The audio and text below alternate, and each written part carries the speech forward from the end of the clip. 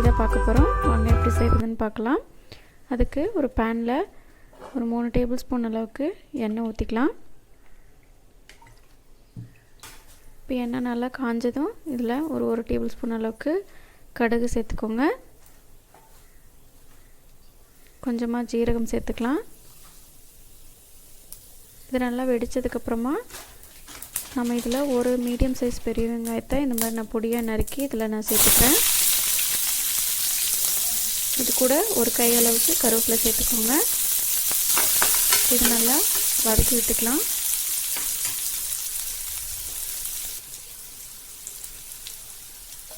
இந்த ஸ்டேஜில் ஒரு 3 பச்சை மிளகாயை இந்த மாதிரி நறுக்கி சேர்த்துக்கோங்க. இது நல்லா வதக்கி விட்டுக்கலாம். வெங்காயம் நல்லா பொன்னிறமாக வதங்குற அளவுக்கு நல்லா கலந்து விட்டுக்கோங்க.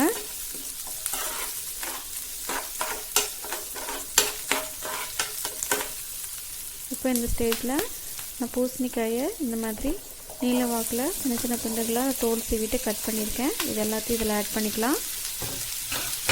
இப்போ இது வந்து இந்த எண்ணெயிலேயே ஒரு 2 நிமிஷத்துக்கு நல்லா வதக்கிக்கோங்க. இப்போ இதுக்கு தேவையான அளவு உப்பு சேர்த்துக்கோங்க. சேர்த்துட்டு இதை நல்லா கலந்து விட்டுக்கோங்க. இதில் கொஞ்சமாக மஞ்சள் தூள் சேர்த்துக்கோங்க.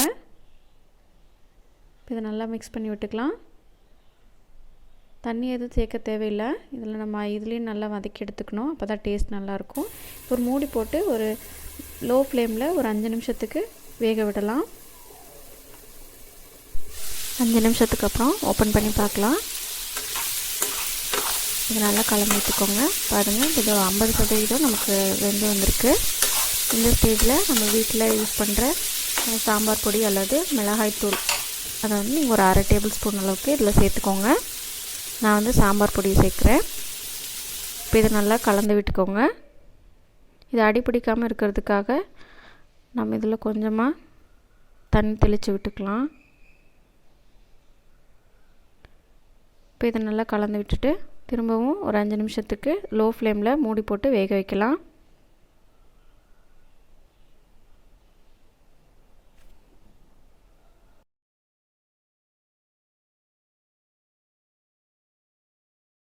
அஞ்சு நிமிஷம் ஆயிடுச்சு.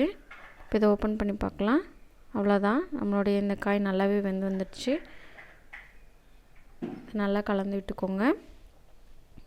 இப்போது இந்த ஸ்டேஜில் இதில் நம்ம ஒரு 3 டேபிள் ஸ்பூன் அளவுக்கு துருவின தேங்காய், ஒரு கைப்பிடி அளவுக்கு கொஞ்சமாக கொத்தமல்லி சேர்த்து இது ஒரு 30 செகண்டுக்கு நல்லா வதக்கி விட்டுக்கோங்க. அவ்வளோதான், நம்மளுடைய டேஸ்டியான பூசணிக்காய் பொரியல் வந்து ரெடி ஆயிடுச்சு. இந்த பொரியலை நீங்கள் தயிர் சாதம், ரச சாதம், எல்லா விதமான சாம்பார் சாதம் கூட சைட் டிஷ்ஷாக நீங்கள் யூஸ் பண்ணிக்கலாம். ரொம்பவே நல்லாயிருக்கும். வாரத்தில் ஒரு தடவையாவது நீங்கள் செஞ்சு பாருங்கள். இந்த ரெசிபி உங்களுக்கு பிடிச்சிருந்துச்சுன்னா இந்த வீடியோவுக்கு லைக் பண்ணுங்கள், ஷேர் பண்ணுங்கள், மறக்காமல் சப்ஸ்கிரைப் பண்ணுங்கள். மீண்டும் அடுத்த ஒரு ரெசிபியில் சந்திக்கலாம். அது வரைக்கும் பாய்.